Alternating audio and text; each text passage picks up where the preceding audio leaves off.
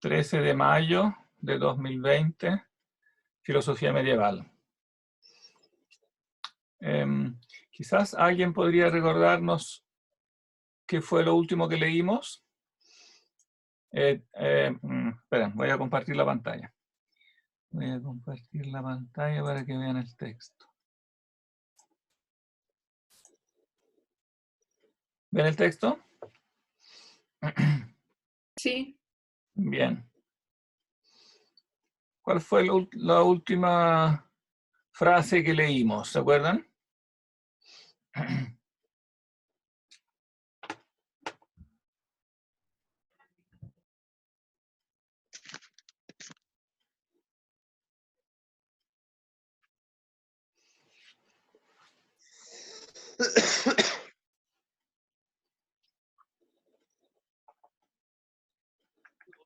¿Nadie se acuerda?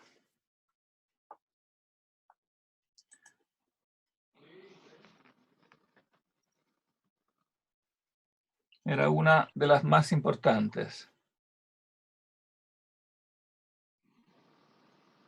Hasta el punto 14, profe.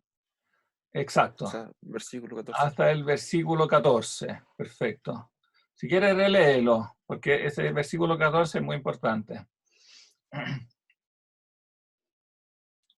No alcancé a ver tu nombre. ¿Tú eres? Antonio. Antonio. Sí. Bien.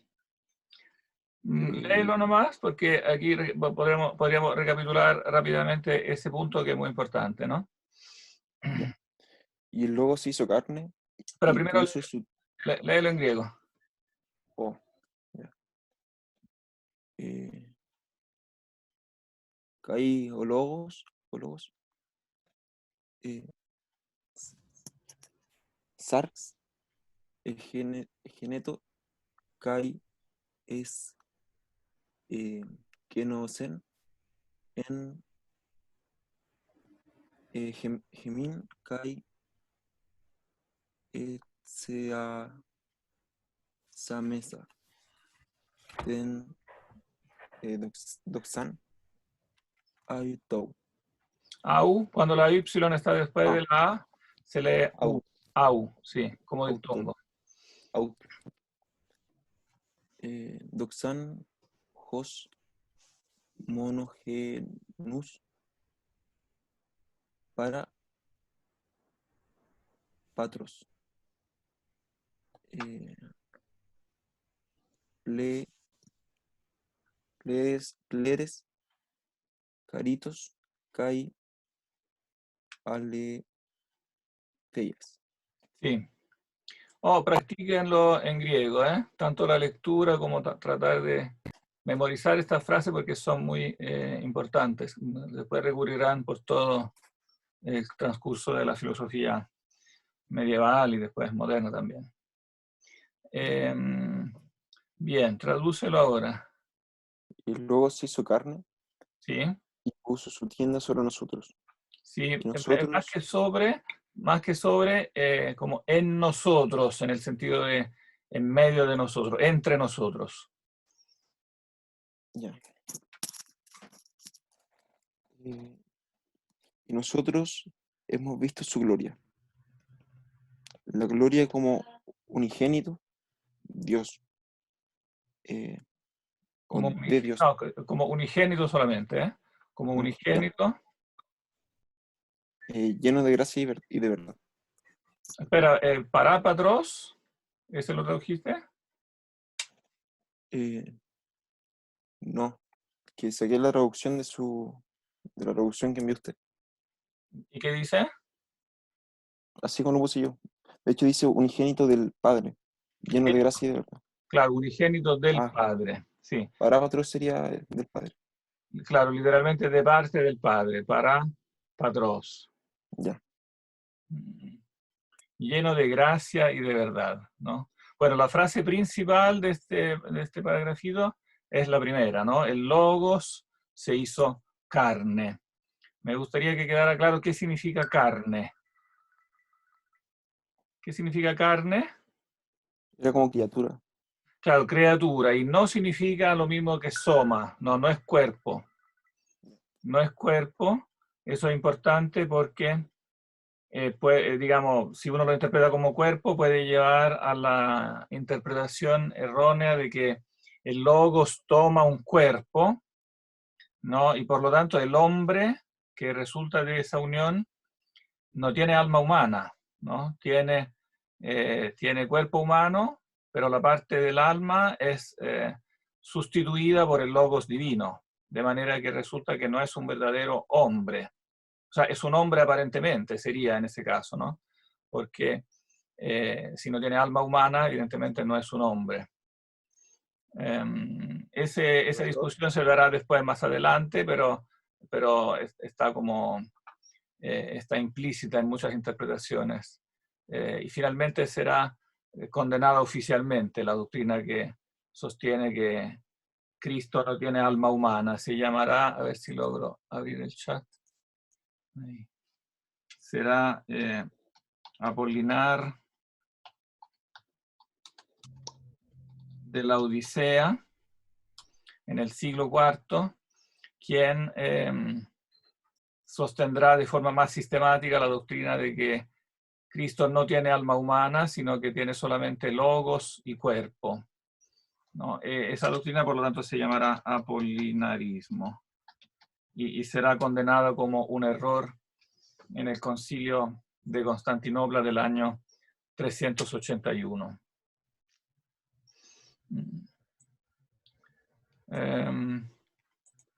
Bien, lo que nos queda del prólogo no es mucho, así que lo voy a leer y traducir rápidamente porque no tiene como especiales dificultades, salvo el último versículo que retoma el concepto principal, que es importante.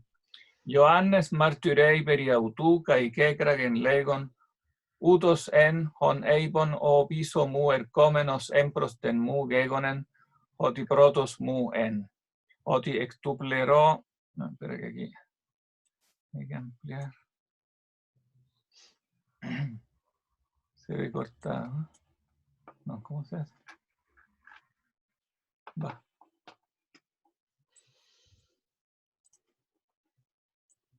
Va. Se me corrió para el lado.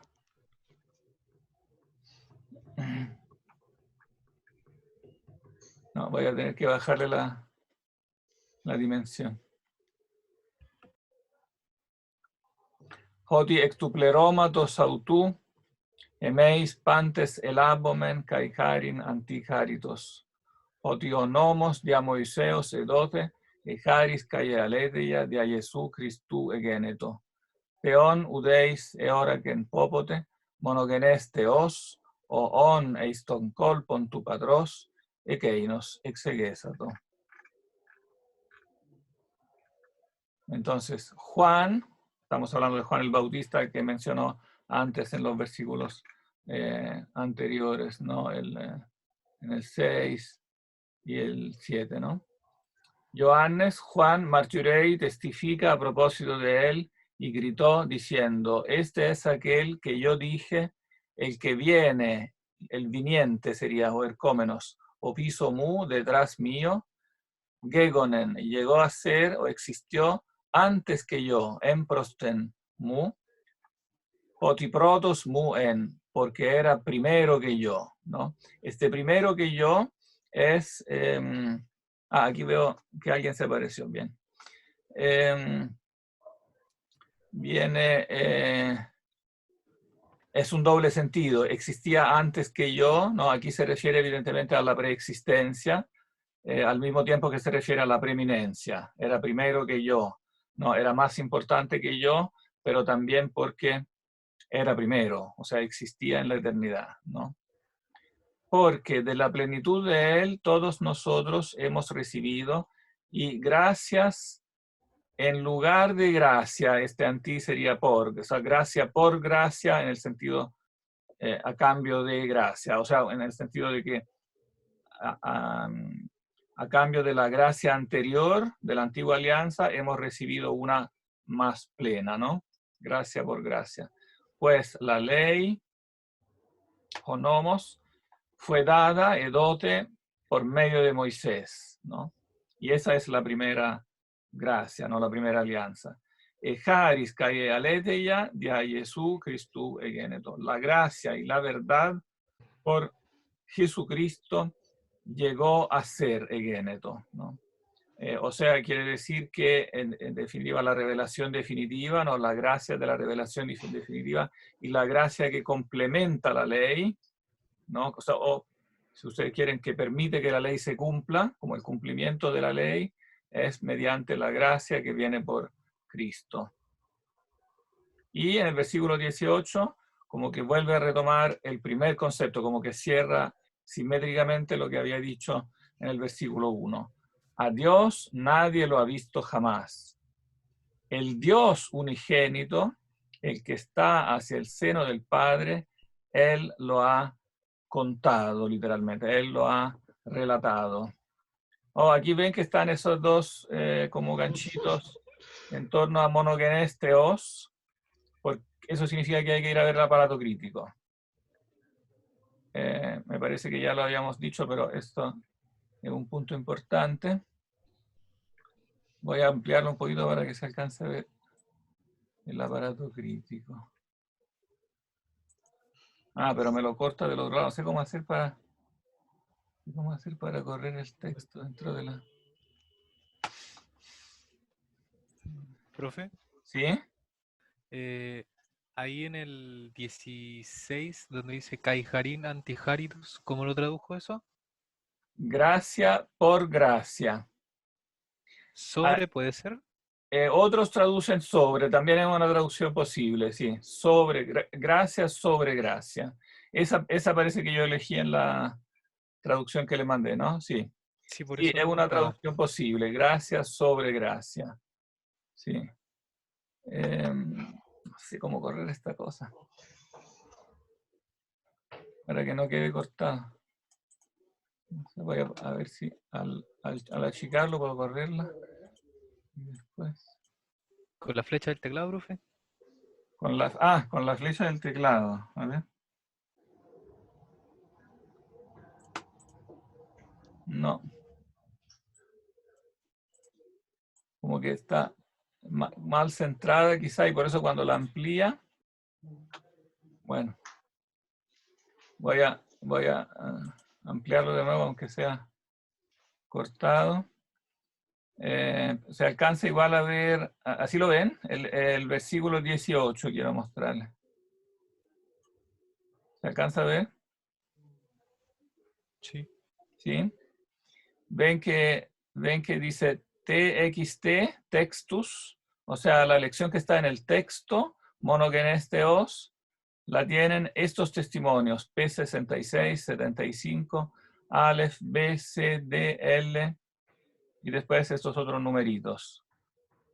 En cambio, homónogenes yos, o sea, en vez de theos tiene yos, son estos otros, A, C, Teta, Psi, ¿no?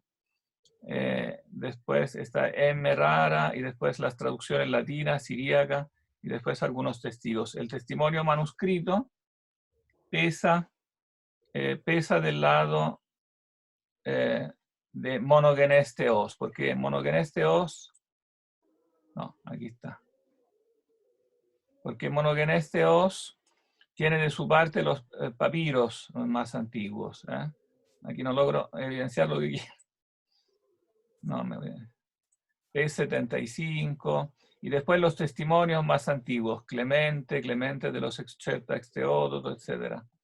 No, pero sobre todo el argumento fundamental para sostener monogenes theos es que theos es lectio difficilior, es la lección más difícil. ¿Qué significa más difícil? Que es la que el lector espera menos, porque decir el Dios unigénito es una expresión más fuerte.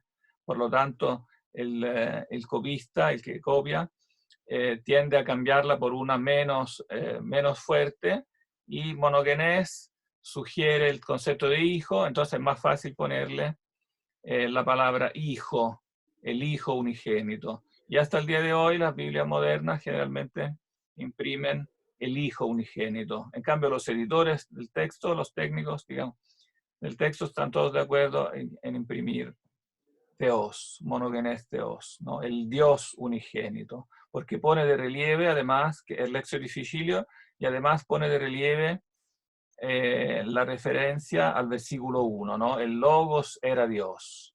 ¿Se acuerdan que se decía en el 1, ¿no?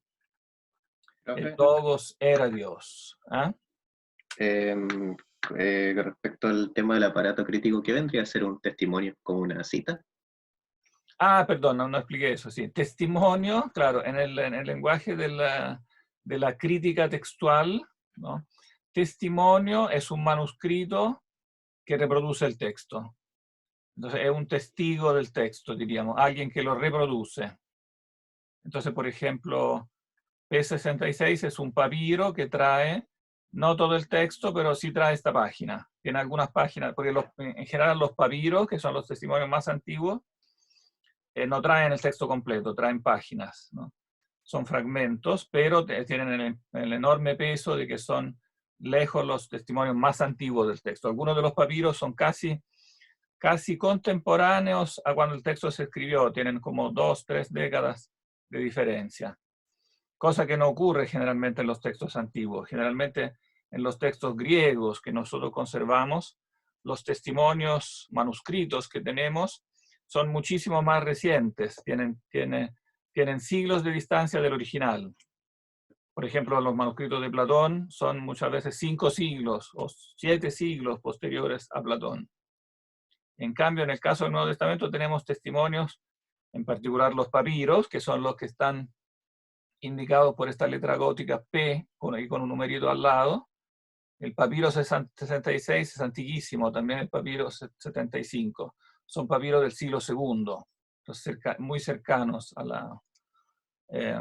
la escritura misma de la obra, ¿no? De manera que eso refuerza mucho el testimonio manuscrito. Y por otro lado, si bien son fragmentos, son páginas, no son el texto completo, pero cuando uno los compara con los grandes manuscritos en mayúscula, por ejemplo, B, C, todos estos que vienen con letra mayúscula, Aleph, B, C, D, L, son los manuscritos en mayúscula, o sea, escritos con letras griegas mayúsculas que pertenecen a la época tardo imperial, o sea, siglo IV, V, VI. Los siglos IV, V, VI son los siglos de los grandes manuscritos en mayúscula.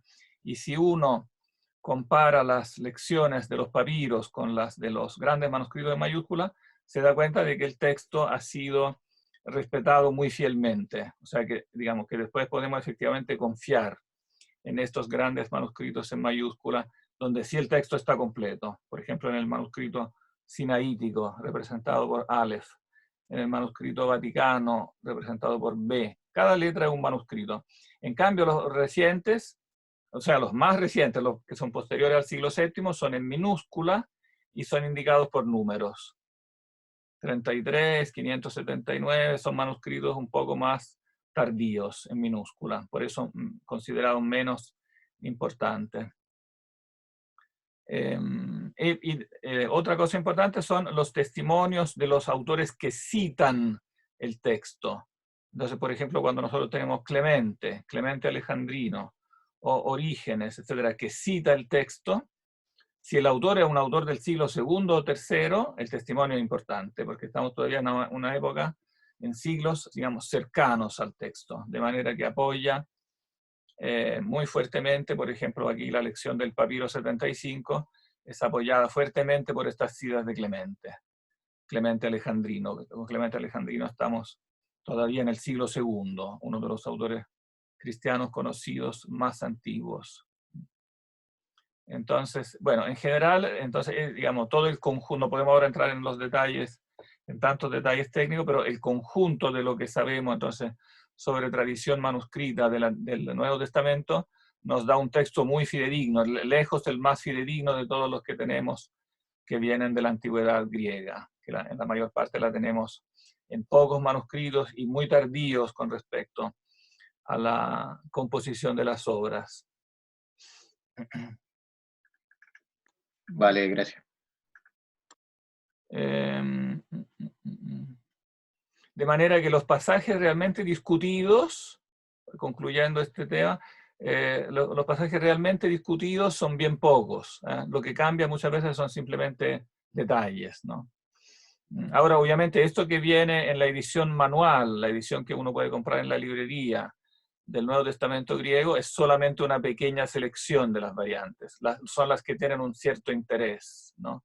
Las variantes son muchas más porque los manuscritos son cientos, ¿no? Entonces, pero evidentemente que es inútil dar un número exagerado de detalles que son irrelevantes, ¿no? Si falta un iota, si falta una letra acá, entonces se seleccionan, generaciones de estudiosos, digamos, la han seleccionado y nos dan las que tienen un cierto interés, ¿no?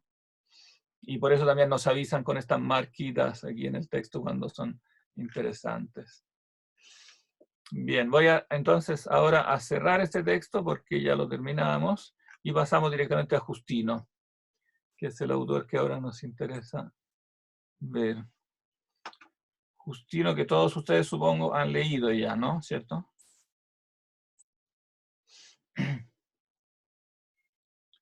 Pensaba escuchar un coro de sí, que lo han leído. Pero sé que son muchos y no pueden hablar todos a coro.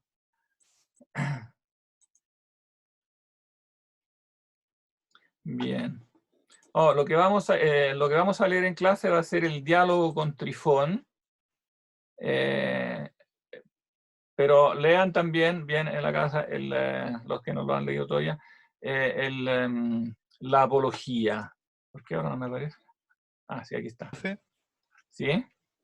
el diálogo con Trifón está cortado en el punto 13. Teníamos que leer hasta el final del 12, ¿cierto? ¿O Sí, había un problema? correcto. Sí, los primeros 12 capítulos, sí. Ah, ya. Muchas gracias. Son dos escritos diferentes, solamente dos palabras de introducción. La apología, que los manuscritos dividen en dos diferentes apologías, pero las dividen en apología 1 y 2, pero muchos piensan que en realidad se trata de partes de la misma obra, o sea que sería una única apología en realidad. Apología es lo que le da el nombre al tipo de autores, estos autores del siglo II que muchas veces en los manuales aparecen como apologistas simplemente, como lo explica Gilson en ese capítulo inicial de su historia, ¿no? ¿Qué significa apologistas?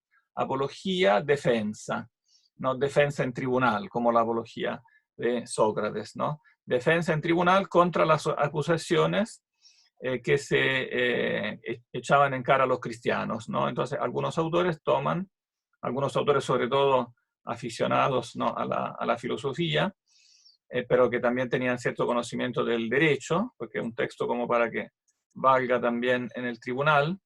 Entonces presentan toda una serie de reflexiones para mostrar ante el tribunal romano que el cristianismo, digamos que las acusaciones al cristianismo son falsas. Evidentemente eso puede tener una parte que es más directamente relacionada al derecho penal, o sea, justificar a los cristianos de ciertas acusaciones como infundadas, que eran leyendas sobre presuntos crímenes, y otras que en cambio son más filosóficas, ¿no? Ahora, digamos, desde el punto de vista legal, se puede resumir, ¿no?, diciendo que lo que objetan los cristianos, como dice aquí en la Apología al comienzo, es que el cristiano no debe ser condenado por el mero nombre de cristiano. O sea, si se le quiere acusar de un crimen, entonces que se pruebe ese crimen, ¿no? Por ejemplo, si se acusa a los cristianos, no sé, de comer carne humana, porque, por ejemplo, por la doctrina de la Eucaristía, ¿no?, comer la sangre, comer... Entonces algunos decían, estos comen carne humana, ¿no? Entonces, bueno, pero si deben acusarse de un crimen específico, entonces que se presenten las pruebas de ese crimen específico, pero no ser castigados no por un mero nombre, que tener el nombre de cristiano no significa hacer automáticamente algo malo, no debe castigarse un nombre, dice aquí, ¿no? Es uno de los temas clave de la apología cristiana. Después, desde el punto de vista, en cambio, más doctrinal, la acusación clave es la de ateísmo, ¿no? Que los cristianos son ateos porque, evidentemente, porque no creen en los dioses digamos, tradicionales del paganismo o los dioses del imperio o algunos otros también cultos que están de moda ahora en el imperio. Lo que pasa es que evidentemente los cultos paganos, aunque uno sigue un culto, por ejemplo, nuevo, que no es un culto oficial del imperio, pero sin embargo no le impide, cuando se da la ocasión, también sacrificar a los dioses tradicionales cuando lo exige la ley civil, ¿no? Porque, como ustedes bien saben, en el mundo pagano la religión es parte integrante, ¿no?, de la vida civil, de manera tal que los ritos de la religión muchas veces son requeridos, por ejemplo, a los magistrados, a los soldados, a los senadores, ¿no? En el Senado se hacen ritos, en el ejército, etc. El que sigue un culto nuevo, aunque el culto no sea un culto oficial, pero si es pagano, como pagano en general, no tiene dificultad en sacrificar a los dioses oficiales del imperio, ¿no? En cambio, el cristiano no hace eso, ¿no? Porque el cristiano evidentemente sigue en esto la antigua también tradición, ¿no?, de la religión judía, que dice que Dios es uno solo y que es un Dios celoso, como dice el Antiguo Testamento. Es un Dios celoso que no tolera que uno sacrifique o haga ritos, etcétera, a otros dioses, porque Él es el único Dios, ¿no? Es el monoteísmo judío que los cristianos también toman como base, es la base también de su religión, ¿no? El monoteísmo judío. Dios es rigurosamente uno solo, por lo tanto, si yo trato a otra entidad como Dios, ya sea lo que sea, un ser humano, una estatua, una montaña o una abstracción distinta, etcétera, cualquier cosa que no sea el Dios único, entonces es idolatría, y que es el primero y más grave de todos los pecados, ¿no? Adorar a otro como Dios que no es realmente Dios. Bueno, y por eso finalmente también pueden ser condenados a muerte, ¿no? Por no respetar como la religión del Estado, en caso de que sean llamados a hacerlo, porque la persecución, al menos en los primeros 2 siglos, y después también parte del tercero, no hay persecuciones sistemáticas. Solo se persiguen a los cristianos en general cuando alguien los denuncia. La ley es muy rara. Dice que un cristiano no debe ser buscado como por oficio o por la policía. Solo debe ser perseguido si alguien privado lo denuncia. Entonces, por denuncia privada, que es algo bien raro, porque en el derecho penal, para nosotros, como también para los romanos, el derecho penal es materia de oficio del Estado. El Estado debe perseguir los crímenes también si nadie los denuncia, ¿no? A diferencia de los reclamos privados de tipo económico, digamos, si alguien, por ejemplo, si yo tengo una queja económica contra alguien, el Estado no está obligado a perseguirla, solo la persigue si yo me quejo. En cambio, para la acusación con los cristianos, estaba vigente esta norma que era en muchos aspectos contradictoria. Y los apologistas lo hacen notar, porque dicen, ustedes los romanos, ¿no?, son los maestros del derecho, no pueden hacer semejante como extravagancia jurídica. Oh, pero del punto de vista filosófico, la apología, su tema principal, diría yo, del punto de vista filosófico, se centra en esto de la semilla del verbo. Compartí la pantalla, ¿cierto? ¿Están viendo la pantalla o no? Está San Juan. Sí, se ve. Porque, claro, no, sí, estaba con la de San Juan, ¿no? Tengo que entonces dejar de compartir San Juan y ahora compartir Justino.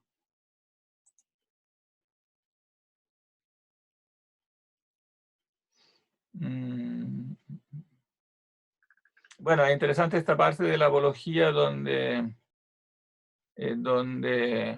Justino explica un poco en resumen, ¿no?, qué creen los cristianos para hacerle ver a los emperadores, a los cuales está dirigida la apología, que además emperadores que se jactan a sí mismos, digamos, se consideran a sí mismos filósofos, se llaman a sí mismos emperadores filósofos. Entonces, Justino dice, ustedes que son filósofos deben tener como la paciencia y la capacidad intelectual, ¿no?, de escuchar nuestra filosofía. Entonces pasa a explicar, ¿no? Dios no tiene nombre, porque Dios es inefable, etc. Es un único Dios. Todo este resumen es muy interesante.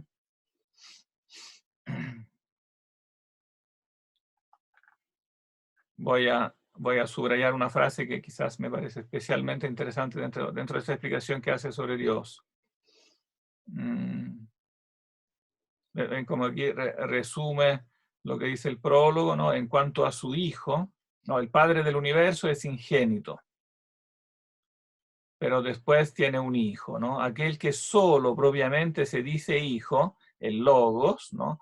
Que está con él antes de las criaturas y es engendrado cuando al principio creó y ordenó por su medio todas las cosas, se llama Cristo por su unción, o sea, por la unción que recibe como hombre, ¿no? Y por haber Dios ordenado por su medio todas las cosas.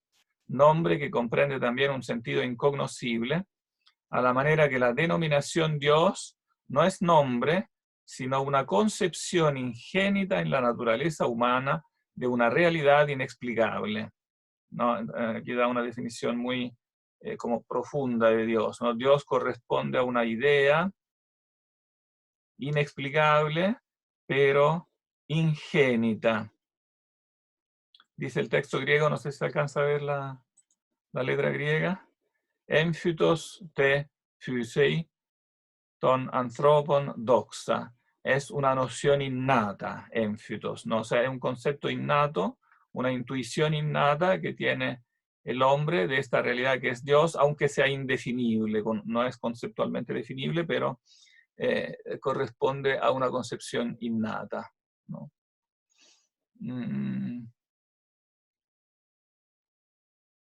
Jesús, en cambio, es nombre de hombre, no es el hombre, es el Logos encarnado, que tiene su propia significación y significa Salvador. Oh, y con esto se conecta como la doctrina más conocida, famosa, de Justino, pero en general de los apologistas, ¿no? La doctrina que más ellos elaboran, la semilla del verbo, que es conectada con la otra, ¿no? Porque Dios es una noción ingénita, porque es el mismo verbo quien ilumina la mente del hombre, ¿no? Como decía, ¿se acuerdan? El prólogo en el versículo 9, que el verbo es la luz que ilumina a todo hombre. Por lo tanto, en todo ser humano existe una semilla del verbo, ¿no? Que se halla ingénita, ¿no? En todo el género humano. Y por eso, pasa a explicar Justino, los filósofos griegos pudieron hacer filosofía, ¿no? Porque existe esta semilla del verbo, esta semilla de la verdad, que le permite al ser humano, también sin la revelación histórica que le tocó al pueblo de Israel, sin esa acción directa como de Dios que conversa con el pueblo de Israel, con los patriarcas, con los profetas, pero el verbo está hablando dentro del ser humano, por medio de la luz del intelecto. Y por eso los griegos pudieron hacer filosofía, y una filosofía verdadera, ¿no? Claro que también cometieron errores, pero como tenían la luz de la razón, también conocieron muchas verdades. Y por eso, en definitiva, digamos, lo que él no contrapone, se ve, digamos, él trata de mostrar que la revelación cristiana no se contrapone, evidentemente, a la filosofía griega, más bien la completa, ¿no? Los cristianos lo que hacen con la encarnación del verbo es recibir al verbo total, ¿no? El verbo total que es Cristo, porque Cristo, siendo el verbo encarnado, evidentemente viene a completar la verdad que en cambio los griegos conocían solo en un nivel seminal, ¿no? Tenían como ciertos principios de la verdad con los cuales construyeron ciertas doctrinas, pero no alcanzaron a tener como un cuadro total. Eso vienen entonces a traer los cristianos. Entonces es muy interesante eso que presenta como el cristianismo como no la oposición, sino que todo lo contrario, la complementación de la filosofía griega. En contraposición, sí, con la religión griega. O sea, la religión griega dice, ha cometido muchos errores porque no se ha guiado por la filosofía, ¿no? Y en eso continúa la polémica que ya era de Platón y de otros filósofos griegos, ¿no? Que dicen que la religión del Estado, la religión de Atenas, etcétera, dice cosas que son falsas, y por lo tanto el filósofo no debe creerlas, ¿no? Por eso ya fue condenado Sócrates, ¿no? También por ateísmo, etcétera.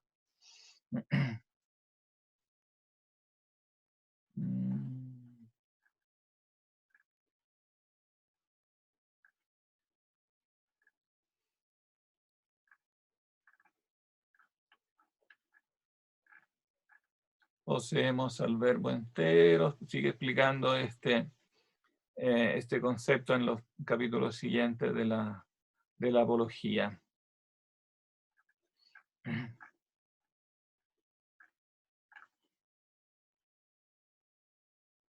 Bueno, evidentemente la doctrina filosófica que él elige, después lo explicará en el diálogo con Trifón, a pesar que corrige doctrinas platónicas, pero evidentemente él llegó al cristianismo por el platonismo, entonces reconoce con claridad que ciertas doctrinas de los platónicos no, sí son verdaderas y son como, diríamos, la puerta de acceso incluso al cristianismo, porque una complementa a la otra.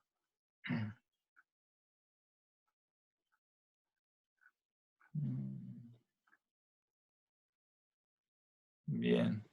Oh, y eso, bueno, una última complementación a ese concepto, como el Logos y Cristo se unen como en la misma persona, ¿no? El Logos, Cristo es el Logos encarnado, y el Logos habló a los filósofos, ¿no? Mucho antes de la encarnación, pero es la misma persona que Cristo.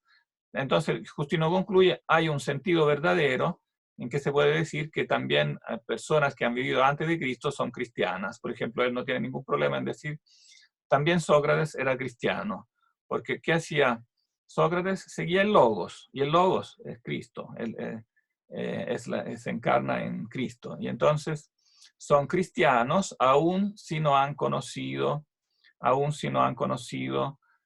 a la encarnación histórica del Logos, porque vivieron antes. De manera que de alguna forma él los pone en paralelo como con los sabios y los profetas del Antiguo Testamento, ¿no? Tal como los profetas profetizaron la encarnación, pero de una forma todavía oscura, sin entender bien, ¿no? Así también los filósofos griegos, los que siguieron el Logos, ¿no? De alguna forma son también ellos precursores de la doctrina cristiana porque siguieron el Logos, ¿no? Incluso pueden ser mártires, ¿no? Cuando Sócrates muere por ser fiel al Logos, en el fondo también es un mártir, da testimonio, martirio significa testimonio, ¿no? Da testimonio del Logos a un aprecio de ser condenado a muerte.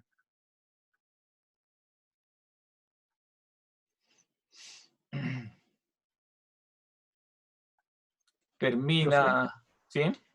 Sobre eso, yo me acuerdo que eso está en el texto de Gilson. En la apología se especifica en algún lado eso de como que pueden ser cristianos los que existieron antes de Cristo. Sí, se ¿En qué especifica. parte? A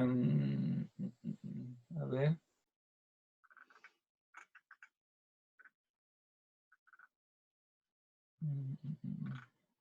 No estoy seguro que está en esta parte que recorté, pero a ver.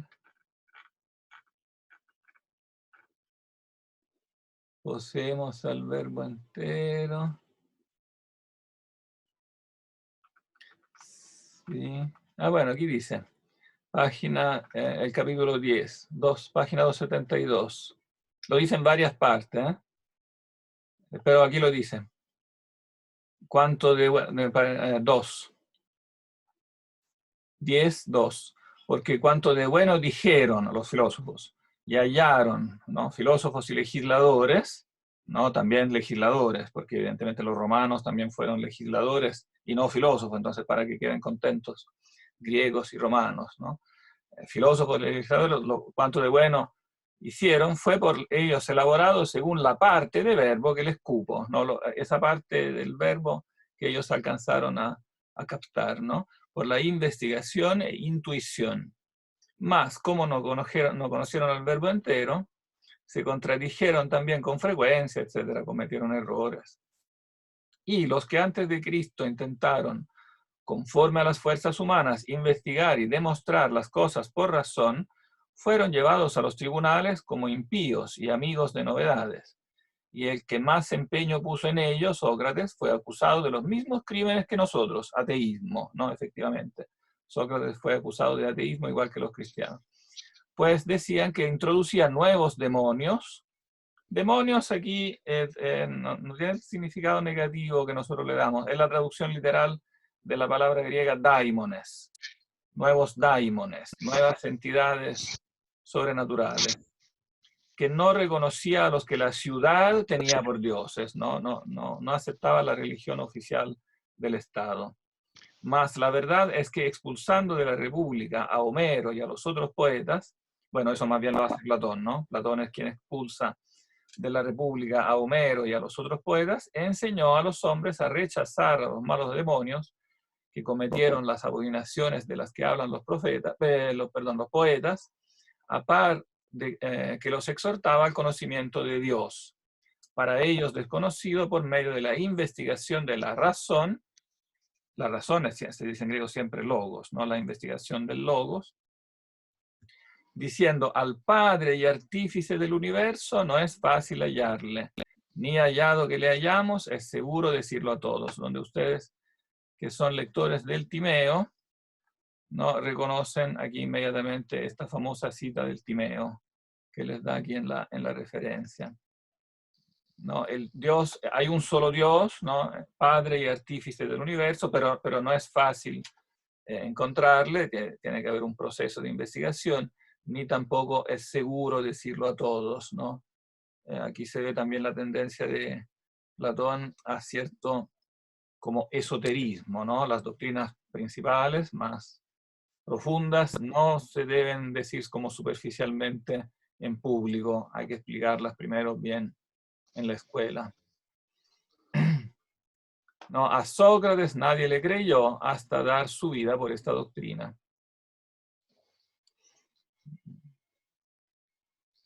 Sí, hay otras partes donde dice, pero aquí está como el concepto principal, ¿no?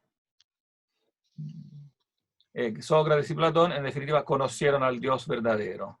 Fueron criticados como ateos, pero lo que hacían realmente era criticar los dioses falsos que presentan los poetas, ¿no?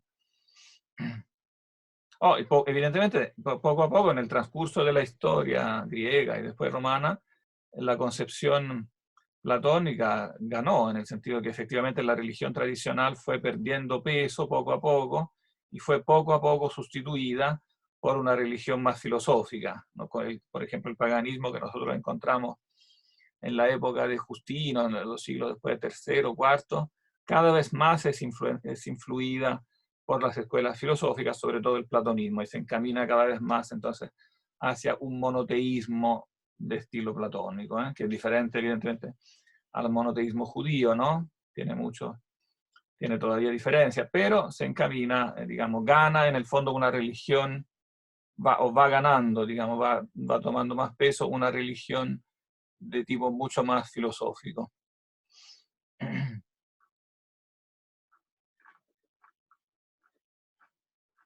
Bien, veamos ahora el diálogo con Trifón. El diálogo con Trifón es, yo creo, la parte más interesante, por eso vamos a leer un poquito más en clase de eso. Primero porque nos explica cómo él llegó al cristianismo, ¿no? Bueno, primero, ¿quién es este Trifón? Es un judío, ¿no? De manera que de por sí el tema principal del diálogo con Trifón es la polémica de los cristianos con los judíos, no es la filosofía griega.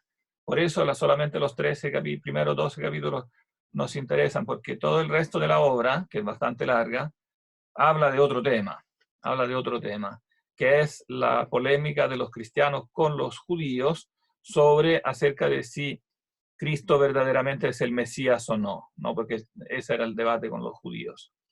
Los judíos que han emigrado, como lo decíamos la clase pasada, han emigrado de la tierra de Israel, ¿no? Muchas veces se han trasladado en las grandes metrópolis helenísticas. Estamos aquí, en Éfeso, ¿no? Y por lo tanto conversan con los cristianos, porque también muchos cristianos también son de proveniencia judía, ¿no? En esta zona sobre todo. Pero en la primera página él tiene el deseo de contarnos, hace como una especie de biografía filosófica, cómo él llegó al cristianismo, ¿no? Pasó por las diferentes escuelas filosóficas. Toda esta primera parte la voy a saltar por cosa de tiempo, pero léanla porque es muy interesante, ¿eh?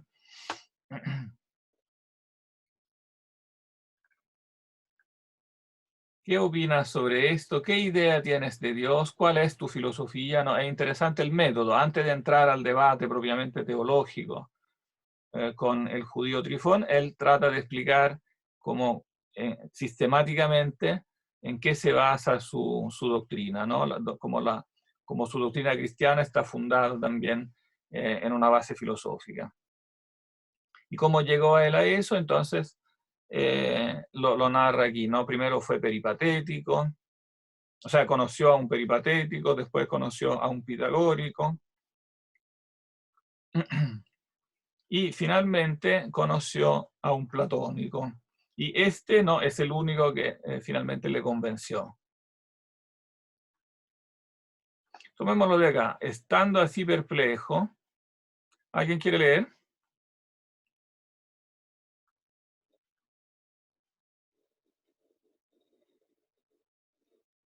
Yo leo.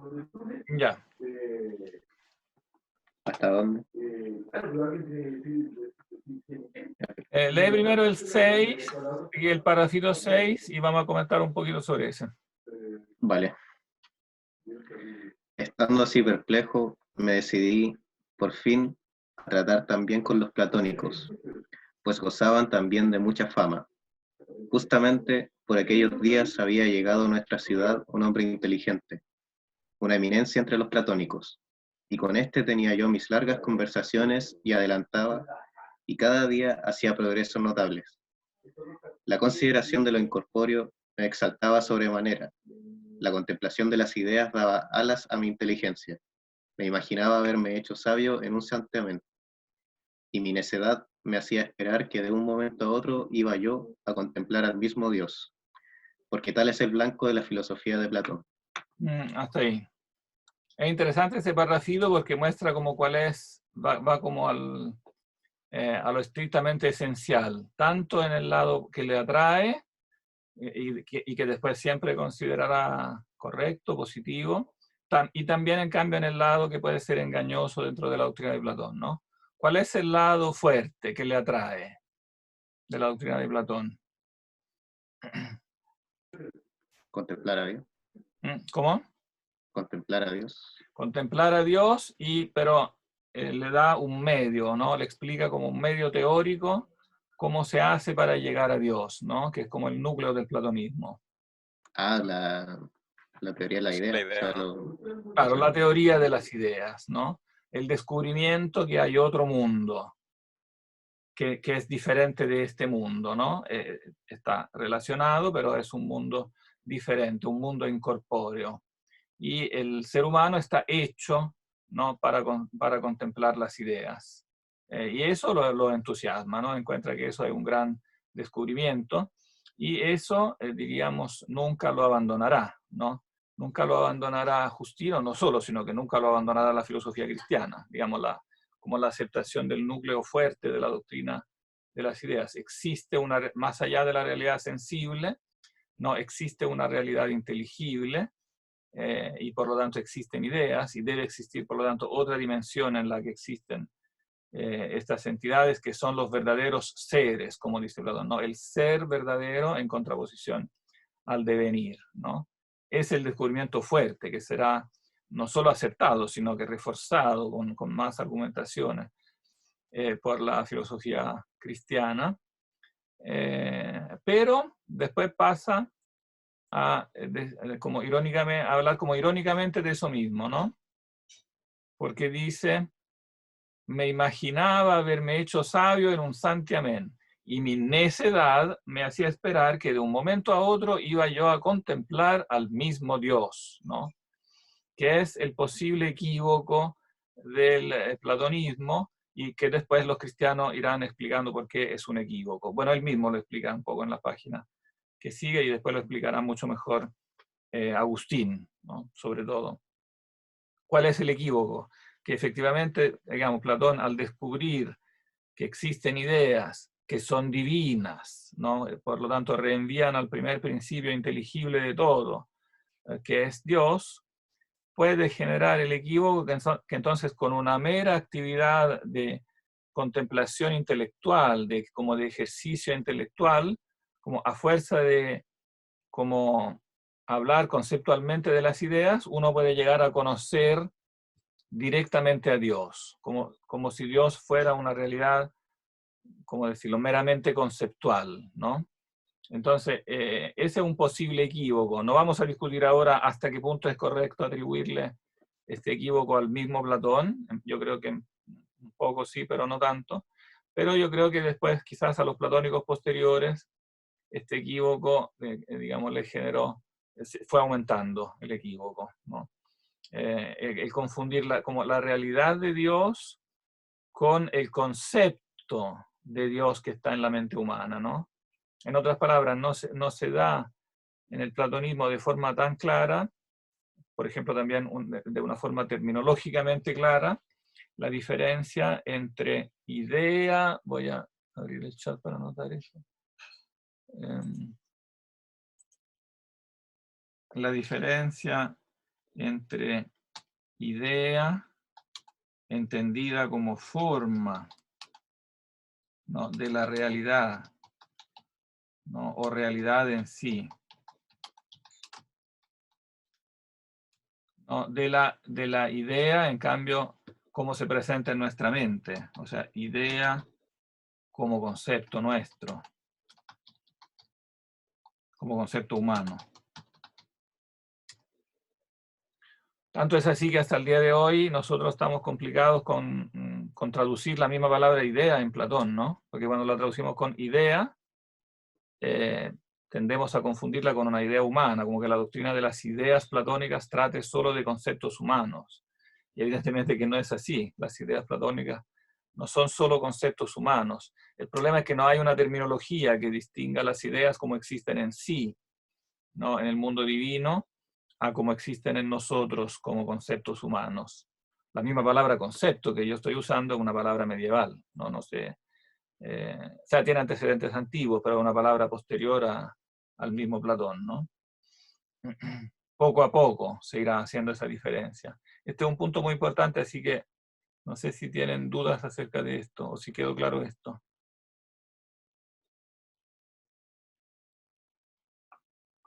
O si alguien lo quiere repetir, porque este es un punto importante.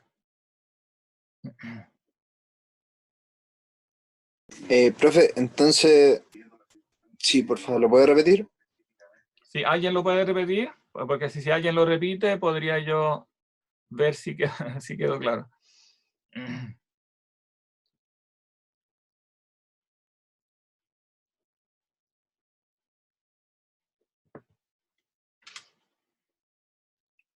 No sé si hay voluntarios. Sí, lo que yo entendí por lo menos fue que en ese pedacito como lo atractivo para Justino del platonismo era que era esta como existencia de la teoría de la idea, Sí. porque ese sería como el medio para poder conocer a Dios, pero se dio cuenta que el error de eso era pensar que Dios solamente es un concepto. Y ahí hasta ahí no llegué porque después empezó a explicar el tema de más, valga la redundancia conceptual de entender qué es una idea.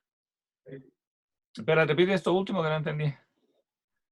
No, o sea, hasta ahí llegué, pues, hasta la crítica, de cierta forma, que hace Justino, que la teoría de la idea solamente refiere a conceptos y Dios sería un concepto solamente, no sería algo más que eso. Claro, Sería y algo por que lo está tanto, separado del mundo. claro, ¿no? Y claro, y sobre todo sería lo que puede constituir un grave equívoco, es que se podría pensar que entonces puedo llegar a contemplar a Dios por el solo hecho que me quedó claro en el curso de filosofía el concepto de Dios. O sea, como que tener claro el concepto de Dios sería lo mismo que contemplar a Dios, ¿no? Porque en Platón y también en Aristóteles no está clara esa diferencia, ¿no? Cuando ellos hablan de contemplación, ¿no? ¿Cuál es la palabra griega por contemplación? Teorema. Teoría, claro. Teoría. Para ellos usan esta palabra tanto para lo que nosotros llamamos teoría, o sea, un conocimiento conceptual de algo, pero también lo usan cuando quieren hablar como de mística, que hay una, como que en la dimensión sobrenatural contemplamos al mismo Dios en la realidad. Entonces hay una cierta tendencia a la sobreposición en el platonismo, y después también en Aristóteles, ¿no? entre la teoría, en el sentido nuestro, ¿no? El conocimiento conceptual, y la contemplación mística. No es que ellos no supieran que había una diferencia, pero no estaba marcada de una manera tan clara. De manera que uno podía, digamos, como dice aquí Justino, ser tan necio de pensar que, por ejemplo, con un buen curso de filosofía, profundizando en la teoría, iba como ya a contemplar a Dios directamente. Y de ese error lo saca en definitiva el cristianismo. Eso es lo que él explica en el parágrafo siguiente. Porque el cristianismo pone de relieve, digamos, la necesidad de que para que el hombre se acerque a Dios, necesita que Dios mismo en la realidad se le manifieste, ¿no? Tiene que, claro, el hombre puede tener un concepto filosófico de Dios, puede saber que Dios existe, puede elaborar conceptos filosóficos para atribuirle a Dios, puede saber que Dios es bueno, que Dios es creador, etcétera, ¿no? Puede tener una teología racional, pero eso no significa tener como una experiencia o contemplación directa de Dios, ¿no? Porque Dios es un ser real, ¿no? Que por lo tanto solo se puede conocer si Él mismo realmente, porque para nosotros es inalcanzable en forma directa, solo es alcanzable por conceptos que son indirectos, ¿no? Y entonces el cristianismo pone el acento sobre el hecho de que Dios, Él tiene que manifestarse con la encarnación, y también puede manifestarse con otros signos. Pueden ser los signos históricos que leemos en el Antiguo Testamento, pueden ser también experiencias místicas, ¿no? Pero la experiencia mística pone de relieve el cristianismo. Cuando Dios me habla directamente, se hace sentir directamente en el alma, eso no es un conocimiento meramente conceptual, es una experiencia, ¿no? Entonces es algo diferente. Es la diferencia que hay entre conocimiento conceptual, ¿no? y conocimiento experiencial. Oh, y todo eso, bueno, literariamente, aquí no tenemos tiempo de leerlo todo, pero literariamente él también lo presenta de una forma muy sugerente, ¿no? Porque él pone en escena todo este diálogo del capítulo 3 con un viejo, y este viejo es cristiano, ¿no? Y poco a poco le va explicando. Entonces, ¿cuál es la diferencia como entre idea, ¿no? y experiencia? Bueno, pero un pedacito leámoslo porque esta parte es muy importante.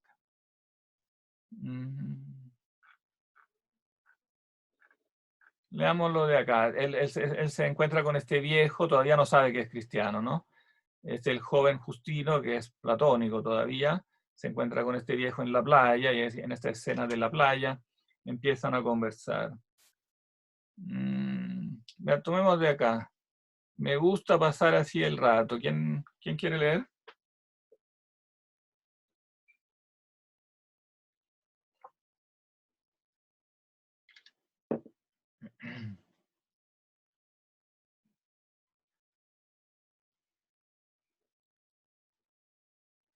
¿Voluntarios?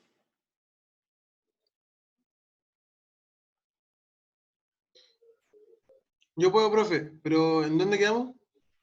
Estamos en la página 305, aquí donde dice me gusta, le dije pasar así el rato. Ya. Este es Justino que habla. Ya. Usted me dice hasta dónde, profe. Sí. Ya. Me gusta, le dije, pasar así el rato, pues puedo sin estorbo conservar conmigo mismo. Y es así que para quien ama la meditación, no hay parajes tan propios como estos. Luego, tú eres, me dijo, un amigo de la idea y no de la acción y de la verdad. ¿Cómo no tratas de ser más bien hombre práctico que no sofista? ¿Y qué obra, le repliqué, mayor cabe realizar que la de mostrar cómo la idea lo dirige todo y concebida en nosotros y dejándonos por ella conducir, contemplar el extravío de los otros y que nada en sus ocupaciones hay sano ni grato a Dios? Porque sin la filosofía y la recta razón no es posible que haya prudencia. De ahí que sea preciso que todos los hombres se den a la filosofía, y ésta tenga por la más grande y más honrosa obra, dejando todo lo demás en segundo y tercer lugar, que si ello va unido a la filosofía, aún podrán pasar por cosas de moderado valor y dignas de aceptarse. Mas si de ellas se separan y no la acompañan, son pesadas y viles para quienes las llevan entre manos. La filosofía, pues, me replicó, ¿produce felicidad? Hasta ahí. Vale. Hasta ahí. Este inicio como de la conversación es muy interesante, ¿no? El viejo provoca al joven Justino diciendo cómo tú eres como amigo de la idea y no de la acción, ¿no? Contrapone idea a acción, que evidentemente era una forma normal de provocar a los platónicos, ¿no? Ustedes se dedican a las ideas, y lo será siempre, hasta hoy, ¿no?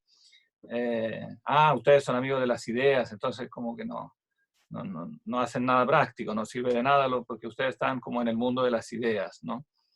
Y en cambio Justino, que en este momento es platónico, ¿no? Le da una respuesta bien fuerte, ¿no?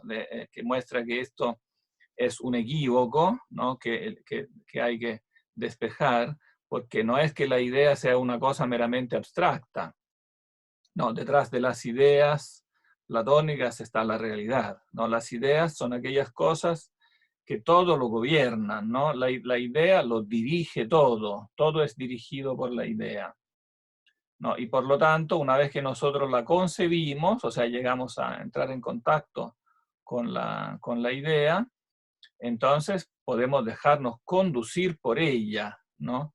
Podemos ser prudentes. Si nosotros tenemos la recta razón, el recto logos, un contacto con las ideas, ¿no? Podemos ser prudentes. Y la prudencia es algo bien práctico, ¿no? O sea, es la virtud de saber arreglar las cosas en la práctica, cualquier género de cosas, la casa, el Estado, manejar un barco, digamos, cualquier cosa que haga el hombre, ¿no? Si no se basa en un conocimiento, en una teoría acerca de cómo funciona la cosa, no es posible que haya acción práctica, no hay práctica sin teoría, ¿no?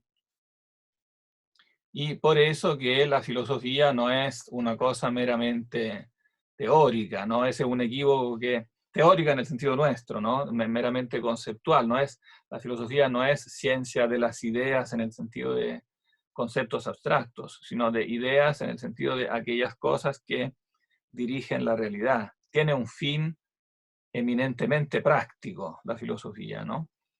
Y un fin eminentemente práctico que los filósofos antiguos, ¿no? Aquí no solo Platón, ¿no? Sino que en general los filósofos antiguos decían, la filosofía produce felicidad, ¿no? Y el viejo efectivamente pregunta, ¿la filosofía pues produce felicidad? ¿No? Y obviamente que la respuesta va a ser afirmativa, ¿no?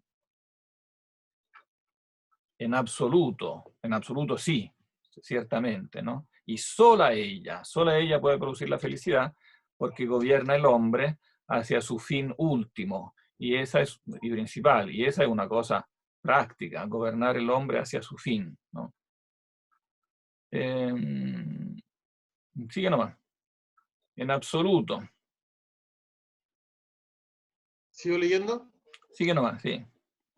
Ya. En absoluto contesté. Y solo a ella.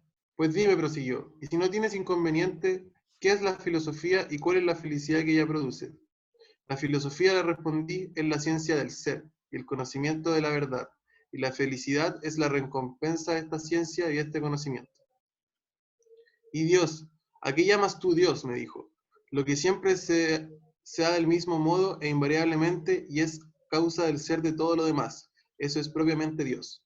Hasta ahí. Tal, Aquí perdón, hasta aquí. Entonces aquí ya nos da algunas definiciones básicas, ¿no? Que las dice, hablando con el viejo, las enuncia el joven Justino, que es todavía un platónico, ¿no? Por lo tanto, la enuncia como platónico, pero evidentemente son afirmaciones que el Justino, después también cristiano, siempre considerará verdadera, ¿no? Entonces está armando como el piso de base en que concuerda lo que le quedó como terreno sólido de la filosofía platónica, ¿no? ¿Qué es la filosofía? La ciencia del ser y el conocimiento de la verdad, ¿no? Esa es la definición básica ¿Qué es la filosofía? Simple, la ciencia del ser, ¿no? No es, entonces, aquí está también la definición de Aristóteles, ¿no? De Platón y de Aristóteles. Es la ciencia del ser en general, en contraposición a las ciencias particulares, ¿no? Que cada una son investigaciones de una parte, de una región del ser, ¿no? Entonces, la biología estudia el ser de un cierto punto de vista, ¿no? La matemática de otro punto de vista, etc. Pero la filosofía estudia el ser en cuanto ser, dice Aristóteles, o sea, el ser en general, todo el ser, ¿no? Y por eso es también el conocimiento de la verdad, ¿no? Porque se llega a conocer toda la verdad sobre el ser, o sea, se aspira a filosofía, ¿no? Es una aspiración a conocer la verdad sobre el ser en general. Por lo tanto, la verdad en general, no esta verdad sobre una cosa específica, sino que la verdad en universal. Y evidentemente el sobreentendido es que el hombre está hecho para eso, ¿no? Si tiene la posibilidad incluso de plantearse esa aspiración, que aspirar a conocer el ser y la verdad en general, es porque él, como ser, está estructuralmente hecho para eso. Y por eso mismo, en el momento en que lo logre, ya sea que todos están de acuerdo en decir que eso no pasa en esta vida, pasa digamos, después, en una vida más allá, ¿no? Pero una vez que eso se produce, se llega a la felicidad, porque es el fin último, ¿no? El fin último del hombre es contemplar todo el ser en su conjunto, conocer, estar en contacto con todo el ser, y eso lo satisface, no menos que eso. Tiene entonces este deseo como de infinito. Oh, y Dios, aquí llamas tú Dios, y aquí nos da una definición de Dios, corta, pero bien sólida también. ¿Qué es Dios? Lo que siempre se ha del mismo modo e invariablemente, ¿no? Eso que Platón había dicho, analizando qué son las ideas, cómo son las ideas, ¿no? Detrás de las cosas sensibles son sus formas inteligibles, y estas formas inteligibles son eternas, siempre se han del mismo modo, siempre son del mismo modo, ¿no? Lo pueden leer en griego. To, kata, to, ta, auta, kai, osautos, aei, ejon, que es siempre, aei, osautos, al mismo modo, ¿no? Lo que es eterno. Dios, en otras palabras, es el ser inmutable, el ser eterno. O, también como dice Platón, el ser en sí, ¿no? Es el ser propiamente tal. Por lo tanto, no recibe el ser ni puede perderlo, simplemente es el ser, ¿no? Y con respecto a las cosas del devenir, todo lo demás, las cosas creadas, Él es la causa, ¿no? Dios es causa en relación a las cosas que reciben el ser. ¿Qué significa ser causa? Dar el ser, ¿no? Las cosas del devenir no tienen el ser. Primero no son, después son, por lo tanto deben recibir el ser, debe existir una causa del ser, ¿no? Son como muy expresados en forma muy corta, pero muy clara, los conceptos básicos, ¿no? De la filosofía que Justino rescata del platonismo y los tendrá siempre por sólidos, ¿no? No sé si hay dudas hasta aquí, porque ese es un punto también importante.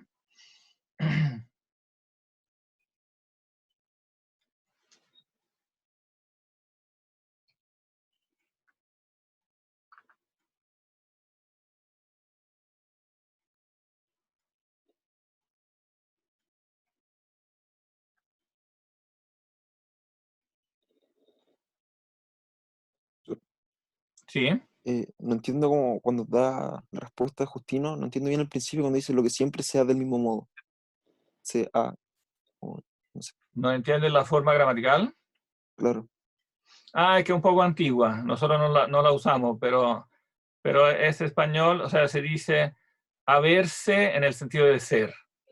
Quiere decir simplemente ser. Lo que siempre es del mismo modo.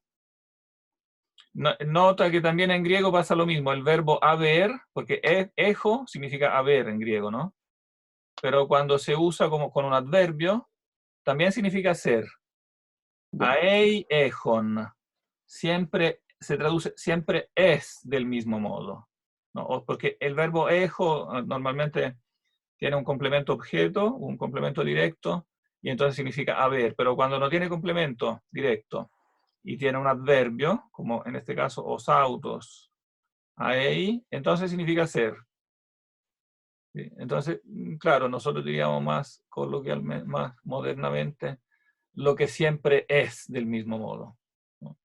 E invariablemente. En otras palabras, es la contraposición entre ser y devenir, que ya los filósofos griegos antes de Platón habían conceptualizado y que después Platón había analizado, digamos, más sistemáticamente que todos, ¿no?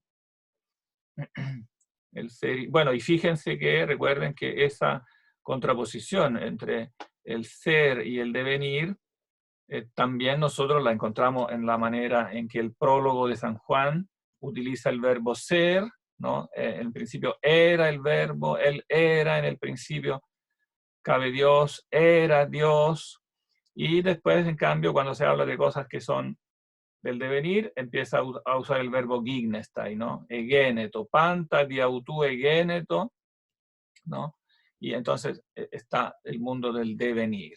Y después en el mundo del devenir también se manifiesta el logos cuando dice el logos sarx egeneto, ¿no? Con lo cual no debe pensarse que el logos mismo, él en su divinidad, cambie, ¿no? Porque evidentemente el logos, él como tal, no cambia, ya dijo que él es, ¿no? Lo que deviene, lo que llega a ser, es el hombre Jesús, ¿no? Llega a ser el hombre Jesús, nace, etcétera, en la historia, nace, es concebido, nace, crece, muere. Todo eso, evidentemente, es el mundo del Gignestai. Que nosotros, siempre es útil tener en mente el texto original, porque en castellano no tenemos dos verbos que con tanta claridad clasifican las dos dimensiones, ¿no? Ser y llegar a ser. Claro, tenemos el verbo devenir, pero no es exactamente lo mismo que llegar a ser. Según los contextos se pueden traducir con uno o con el otro. Oh, y aquí hace una acotación a continuación en lo que sigue, aquí 5, 6, 7, una acotación epistemológica, ¿no? Dice, ese nombre de ciencia, no es común a diferentes cosas. Entonces, digamos, veamos, tú dices, o sea, hay una ciencia, tú me dices acerca de Dios, la filosofía es una ciencia, pero esta palabra ciencia nosotros la usamos para cosas diferentes y puede significar entonces cosas un poco diferentes. Entonces, esta acotación es muy interesante. Sigue de ahí, ese nombre de ciencia.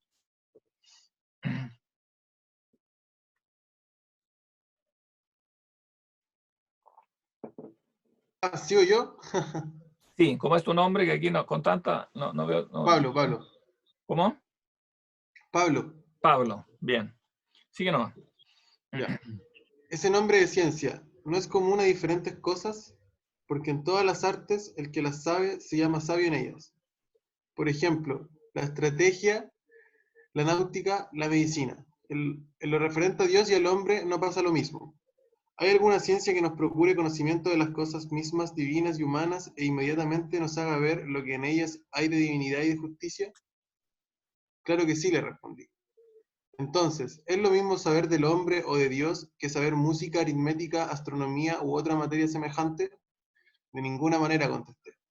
Luego, no me respondiste bien antes, me dijo él, porque hay conocimientos que nos vienen del aprendizaje o de cierto ejercicio, otros por la visión directa. Por ejemplo, si alguien te dijera que hay allá en la India un animal de naturaleza distinta a todos los otros, sino que es así o asá, múltiple de forma y de color vario, no sabrías lo que es antes de verlo, y de no haberlo oído o a quien lo vio, no podrías decir de él ni una palabra. Cierto que no, le contesté. ¿Cómo pues, me replicó, pueden los filósofos sentir rectamente de Dios o hablar de él con verdad si no tienen ciencia de él, como quiera ni le han visto ni le han oído jamás? Mas la divinidad, le repliqué, padre, no es visible a sus ojos, como los otros vivientes, sino solo comprensible a su inteligencia, como dice Platón, y yo lo creo. Luego me dijo, ¿Es que tiene nuestra inteligencia una fuerza tal y tan grande, o comprende más bien por medio de la sensación? ¿O es que la inteligencia humana será jamás capaz de ver a Dios sin estar adornada del Espíritu Santo? Platón, en efecto, contesté yo, afirma que tal es el ojo de la inteligencia y que justamente nos ha sido dada para contemplar con él, por ser ojo puro y sencillo, aquello mismo que es, y que es causa de todo lo inteligible, sin color, sin figura, sin tamaño, sin nada de cuanto el ojo ve, sino que es el ser mismo, más allá de toda esencia, ni decible ni explicable, lo solo bello y bueno, que de pronto aparece en las almas de excelente naturaleza. ¿Ahí puede bajar, profe? Sí.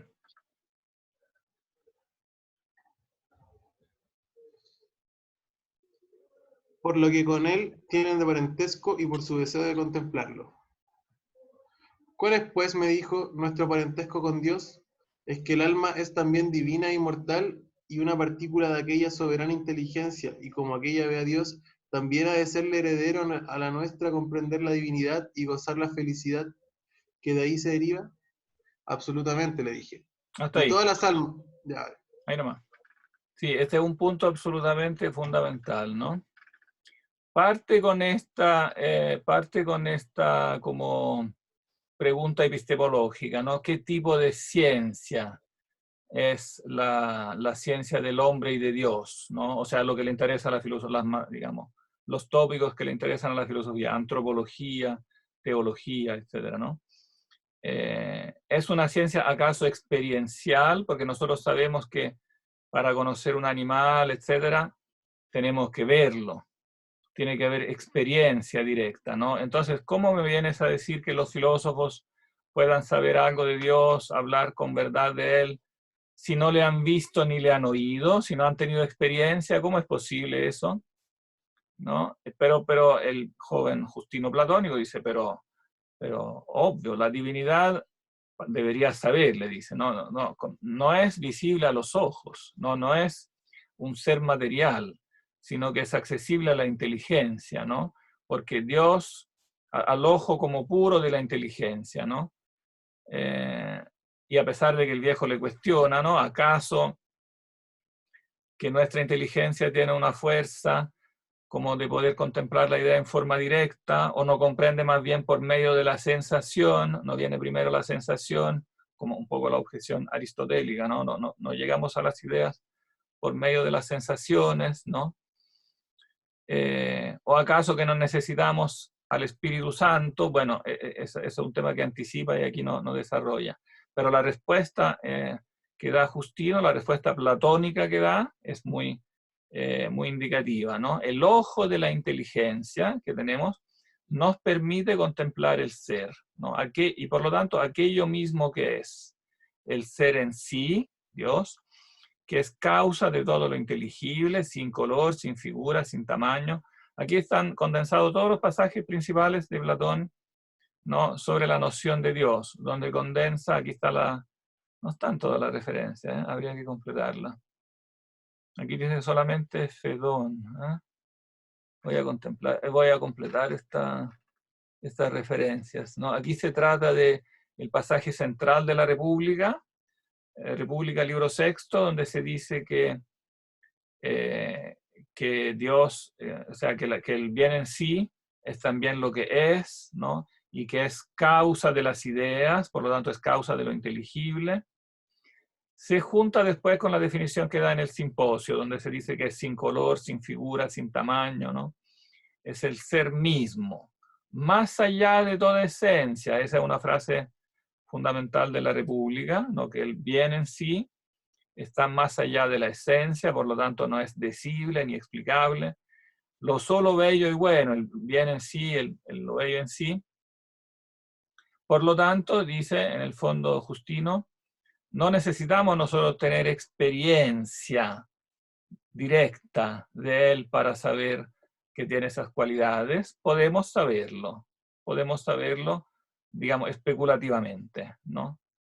Y bueno, pero aquí se puede producir, no es necesario que se produzca, pero se puede producir precisamente ese equívoco que decíamos antes. Entonces, si lo podemos conocer, si tenemos acceso a él especulativamente, entonces pareciera que nuestro acceso a Dios es natural, que no necesitamos que Dios, por decirlo así, se revele, que Dios se nos presente, simplemente accedemos a Él con un razonamiento filosófico, ¿no?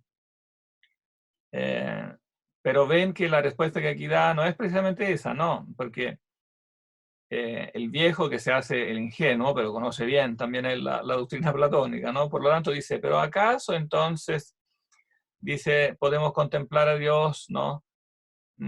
Por nuestro parentesco con Él, ¿no? ¿Cuál es nuestro parentesco? Esto del parentesco es una famosa frase del Fedón.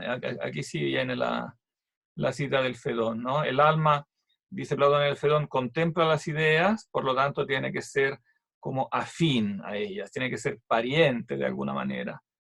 Pero cuando se va a precisar qué es este parentesco, se corre un riesgo, el otro riesgo anexo del platonismo, ¿no? ¿Cuál es nuestro parentesco con Dios?